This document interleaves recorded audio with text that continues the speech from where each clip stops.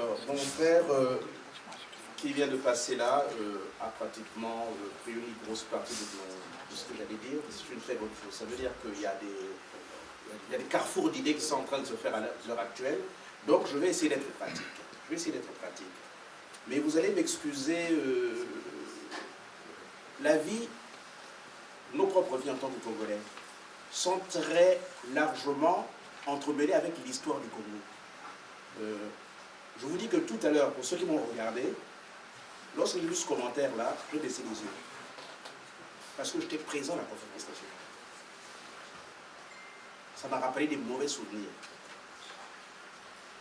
Je suis en prison dans le cadre de l'affaire M22 de Diawara. Je sors de prison ce même jour. Je rentre chez moi et qu'est-ce que je vois? Le corps de Ange Diawara en train d'être exposé au niveau du stade de l'Opposition. J'étais jeune à l'époque, mais ça c'est des choses que je ne vais pas oublier. On ne peut pas oublier.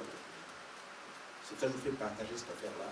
C'est avec beaucoup d'émotion que j'ai vu ce qui s'est passé pour Ngouabi, quel que soit ce qu'on peut en dire, ce que nous avons fait là. Nous savons très bien, et là je rentre dans ce qui est pratique, à la conférence on disait que c'était la main noire. Et quand on dit ça, tout le monde comprend de quoi on parle. À la conférence nationale, nous sommes dans la politique. Je suis le dirigeant d'un parti qui s'appelle le Paris, qui essaie donc d'amener la conférence nationale vers l'endroit où elle veut partir. Il y a deux dossiers au niveau de la conférence nationale qui sont très sensibles. Il s'agit du dossier qui est tenu par Massema, donc le dossier des morts, des crimes de sang, et le dossier qui est tenu par Dumangele, le dossier des biens mal acquis. Nous réglons mal ce dossier, pour la simple raison que nous n'étions pas préparés, nous n'avions pas réfléchi à l'ensemble de ces problèmes-là avant, ce qui fait qu'à la fin de la conférence nationale, nous finissons par un lavement de main, qui ne voulait strictement rien dire. Et aujourd'hui, nous sommes en train de payer ce que nous n'avons pas pu faire hier. C'est pour ça que cette réflexion est très importante, parce que qui n'interroge pas son passé risque de faire les erreurs dans son passé. Donc la discussion que nous faisons là, c'est la discussion fondamentale. Parce qu'après tout, et là je redeviens donc le militant, parce que justement je disais qu'il y a ma vie également dont je vais vous parler. Quand je suis dans le Paris, je suis en politique. Et je me rends compte qu'au Congo, on ne peut pas faire la politique si on ne règle pas deux choses.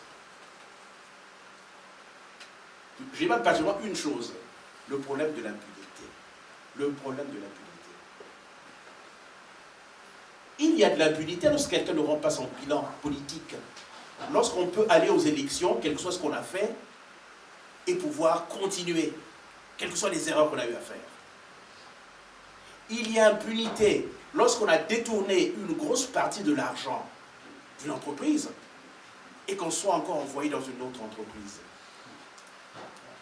Il y a impunité lorsqu'il y a eu tant de morts. 3000 morts qu'on avait indexés lors de la conférence nationale. Maintenant, il y en a eu plus.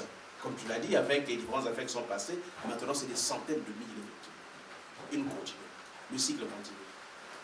Donc le problème de l'impunité est un véritable problème que nous devons effectivement examiner. Pourquoi un devoir de mémoire? Effectivement, il faut un devoir de mémoire. Pour ça, je prends deux exemples. Celle que nous devons avoir, nous devons le voir, Ngouabi. Vous savez qu'à l'époque, on avait dit tour à tour que c'était Moutando qui avait tué Ngouabi, après c'est Kalili qui avait tué Ngouabi, que c'était Massamba Deba. N'empêche que notre stade de football s'appelle le stade Massamba Deba. Alors, c'est toujours Massamba Deba? Il m'est arrivé un jour de poser une question lors d'une émission de radio en disant, mais c'est très intéressant. Savons-nous qui a tué Ngouabi? Avons-nous seulement une version officielle? À l'heure actuelle, il n'y a même pas une version officielle. Qui a tué Ngouabi? Alors que nous savons que beaucoup de choses se consacrent justement au niveau de cette mort de Ngouabi. Pourquoi tous ces témoins ont été si rapidement tués? Massamba Deba a été tué en 24 heures. Moro a été tué rapidement. Kikadidi. Quand on a pisté Kikadidi, un commando n'a même pas demandé la permission. Un commando qui était dirigé par... C'est celui-là qui est allé tuer Kikadidi, qui était dans une chambre, donc entre 4 murs, donc il ne pouvait pas se sauver. Kikadidi a été tué. Mais par la suite, vous savez où est-ce qu'il a été enterré, Kikadidi? Au centre-ville. Donc voilà. Donc autant de points d'interrogation qui font que un pays ne peut pas aller vers le futur s'il n'a pas éclairé son passé. Et à l'heure actuelle, nous savons que cette guerre que nous avons par rapport au passé est une guerre aussi importante que le fait d'avoir de l'argent. Une réconciliation ne peut se faire que, et là, je reprends les paroles qu'on vient de dire, s'il y a une vérité. Et après la vérité, il y a la justice. Ce n'est qu'après que la justice soit passée qu'on peut aller vers la réconciliation. On nous parle de paix aujourd'hui. Mais de quelle paix nous parle-t-on? Du fait que les armes ne crépitent plus? Est-ce ça la paix? Mais parlons-en. Tous les conflits qu'il y a pu avoir au Congo, et là je redeviens un peu politicien, vous savez très bien que le nom de Sassou a toujours été quelque part prononcé. Alors c'est lui qui fait la paix et c'est lui qui fait la guerre également. Bon, on ne va pas aller là-dedans. Nous allons revenir donc, pour que je ne prenne pas trop de temps. Alors, nous allons revenir sur les problèmes qui nous concernent. C'est le problème de la nouvelle approche de tous nos problèmes. J'ai eu le temps de rencontrer un certain nombre de... Nous avons eu la chance que la France puisse accueillir un certain nombre de problèmes, dont le problème du beach. Mais seulement, mes chers frères, il y a un hic dans cette affaire. J'ai rencontré Patrick Baudouin dernièrement. Patrick Baudouin m'a dit, et je le pensais aussi, qu'il y a un temps juridique, un temps citoyen et un temps politique. Dans quel temps sommes-nous par rapport à ces deux affaires qui sont des affaires phares, qui sont des affaires peut-être, comme j'avais dit sur RFI, de l'arbre qui montre la forêt? Est-ce que vous pensez qu'en tant que citoyen, en tant que politique, nous nous sommes battus suffisamment? Est-ce que nous ne sommes pas un peu lâches de penser que le problème sera géré au niveau d'un tribunal? Ce type de problème ne sont jamais gérés au bout de 10 ans, ni de 5 ans, ni de 15 ans. On a vu des problèmes qui ont fait 20 ans. Allons-nous attendre 20 ans pour régler ce type de problème? Non. Je pense que le moment citoyen est venu, le moment politique est également venu. Et là-dessus, je vais sur le nouveau changement qui va se passer à Brazzaville. Il se passera, je suis sûr, car le peuple congolais ne laissera pas faire ce qui est en train de se passer. Pouvons-nous régler le problème du changement si nous ne réglons pas tous ces problèmes qui font que le peuple congolais ne sait pas où est-ce qu'il en est? Ce n'est pas possible.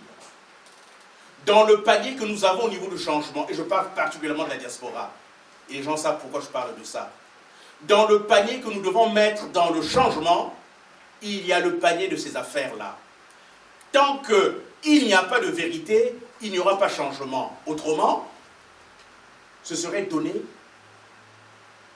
un plan sain à l'impunité qui nous programme encore d'autres programmes. Ce problème est fondamental. Un changement ne pourra pas avoir lieu à Brazzaville si le problème de la vérité n'est pas réglé. Et en ce qui nous concerne, et je finirai là, je dirais tout simplement, nos amis français qui nous ont donné un coup de main par rapport à ce problème du beach et même par rapport au problème du bien mal acquis, ils attendent maintenant que le débat soit citoyen, car c'est l'histoire et le Coran qui doivent juger ces gens-là. Ce n'est pas seulement un tribunal. Le tribunal, c'est l'aspect juridique. Mais il faut qu'on se lève. Et, si je peux me permettre ça, je trouve que nous ne lèvons pas suffisamment. Pourquoi est-ce que l'affaire du beach n'intervient pas dans tout le débat que nous pouvons avoir? Pourquoi il n'intervient pas? Pourquoi c'est un petit problème qui est réservé à un petit groupe qui semble être spécialisé dans ce problème-là, alors que c'est le problème de toute la société? Nos amis français sont d'accord en disant qu'ils ont fait une partie de ce qu'ils devaient faire, mais maintenant c'est à nous de faire la deuxième partie, la plus grosse partie. la partie citoyenne et la partie politique aussi, effectivement, car la politique a le droit de se saisir de l'affaire du Beach, qui est également une affaire où les Congolais ont été torturés. Donc je pense que ce que nous sommes en train de faire ici est très important, car si ce problème n'est pas réglé, je vois mal un Congo uni, réconcilié, qui puisse naître un jour. Je vous remercie.